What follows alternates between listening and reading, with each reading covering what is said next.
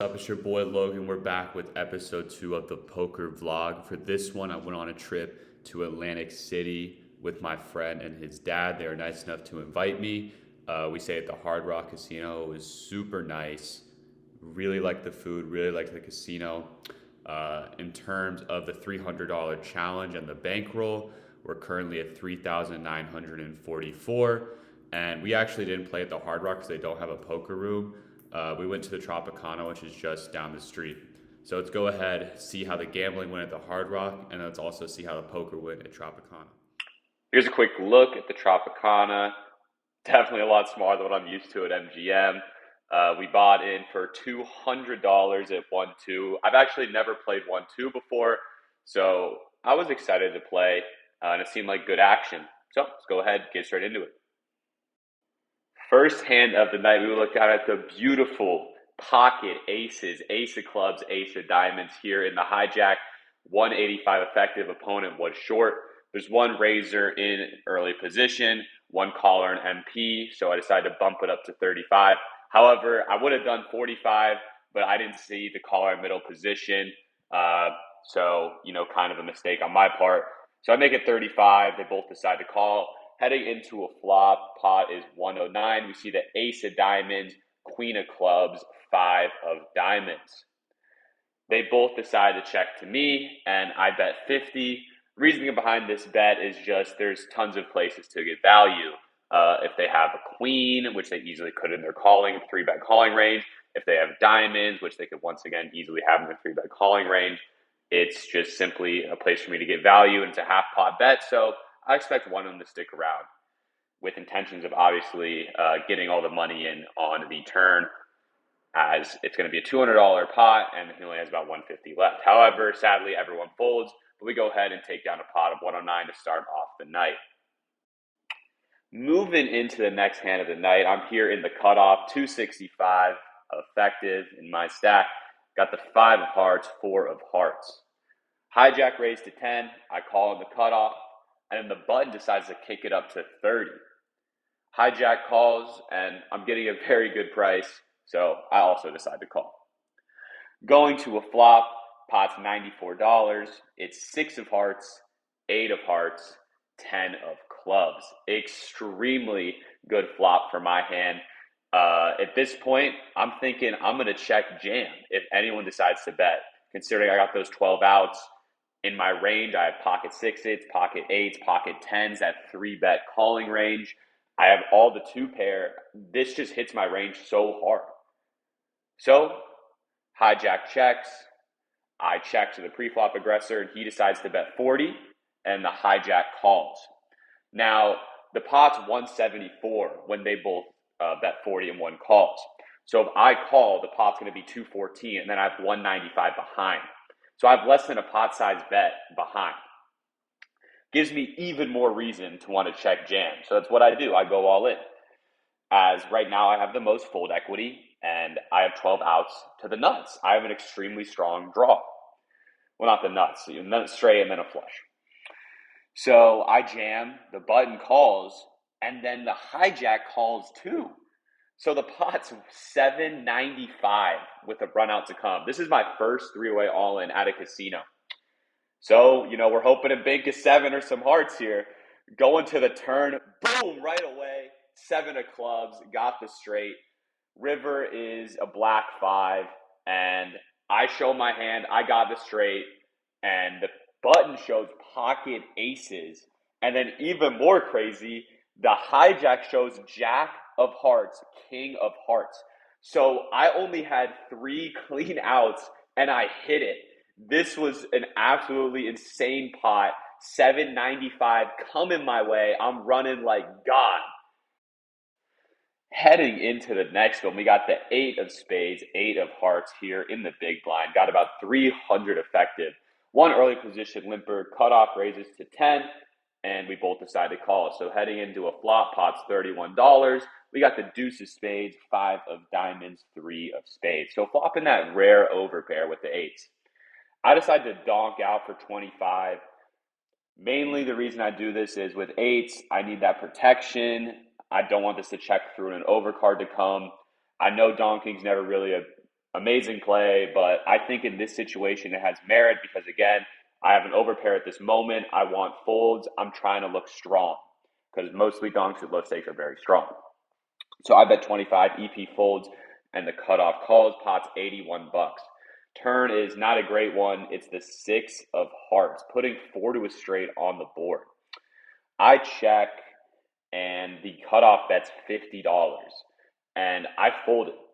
And you might think that folding eights here is pretty absurd, but I did get a live read on this guy, which is the reason I folded. What I noticed he did is he bet so fast. He took the chips out of the stack and boom. He couldn't have bet faster, honestly. He almost beat me into the pot after I checked. So I just instantly knew he was strong for that reason. And secondly, I did not see this guy bluff one time in like the hour before this. So I just knew he had it. I knew he had it. And he says good fold and showed me a set of threes. So I was happy to fold there with that read. And it was a good play on my end.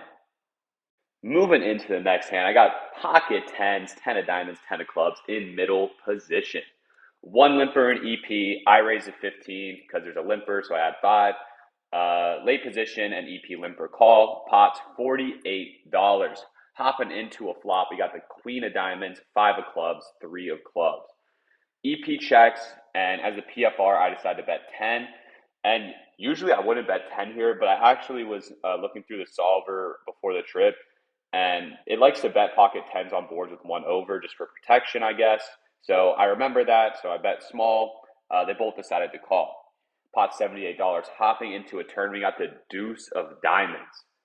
EP decides to donk jam for $38.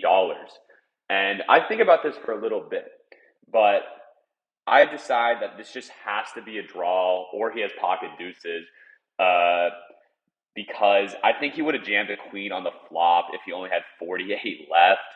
And I'm also getting 3-1 pot odds on this. So it's a pretty easy call for me. So I do call late position fold. So the pot's 154. River comes. It's the king of clubs. Little bit scary because front door clubs gets there, and it's another overcard to my tens. But EP says I win, and he had 2-4 offsuit. So, you know, he was chasing a straight. He didn't get there. Pretty good call. I was happy with it. So let's go ahead and move into the last hand of poker. We got the ace of clubs, 9 of clubs in middle position. There's one EP limper. I decided to raise to 12. And late position and the EP limper call. So the pot's $37. Hopping into a flop, we got the ace of spades, 8 of diamonds, deuce of spades. EP checks to me, and I decide to bet $20. Both players decide to call. Hopping into a turn, pot's $97. We got the 4 of spades. Not a great turn card. Front door spades gets there. And after there's 2 callers, I can only assume someone has spades. So EP checks. I check because I'm kind of done with this hand. And late position goes with a half pot bet of 50. EP calls, and I get out of there. There's just no way I'm good after someone betting 50, and then he's calling. So I fold the top pair. River's a 5 of clubs, so the board just gets even freaking worse. There's 4 to a straight. Spades get there. Everything just gets there. EP checks, and late position goes all in for under half pot, $82. EP obviously calls, and late position shows 2 of hearts, 3 of diamonds. So the offsuit dirty diaper for the rivered straight. And EP had 8s. So he had a set of 8s. So obviously a good fold for me. But, I mean, you could just see late position was given great action with the deuce 3 offsuit. But he was actually winning big. And he was being super fun. So I called him the action man. And I was happy to get away from it, and you can see the action was pretty good from the action man, and just in general. I mean, he's betting the gutter on a board with 3 spades, and he's playing deuce 3 offsuit. So yeah, it was a fun table, and it was really good action here at the Tropicana. But the action man actually wanted to say something to the vlog, so I took a video of him, and you're gonna see that coming up. What do you want to say, man? What do you want to say? Listen, my name is Charles. Yeah. Good luck to you in the vlog. I'll be a follower. I'll be watching all your videos, all right? Good luck. It was nice to meet you. Okay? Nice to meet you too, man. Have a good night. So that was the action man. He just wanted to say hi. He was, again, super fun. Loved playing with him. End of the night up 414. Got a little bit of the poker room, the chips here. And let's go ahead and see how the other gambling went from the trip. So first notable thing I decided to show y'all, I was playing some Ultimate Texas Hold'em. This actually isn't me, but someone at my table hit a straight flush and won about, I think it was $5,000 to $10,000, somewhere in that range. Absolutely insane. First straight flush I've seen. So I thought y'all would want to see that. It was a crazy hit. So moving into the next kind of gambling part, I started with about 350 and I was at $1,000. So I was up about 650, and I decided, like, let's just do a $500 hand on Baccarat. Why not? So because it was all profit, like it's just for fun. So I decided to put $500 on player, and I pulled a queen and a three, and banker pulled 0-0. So face card, face card.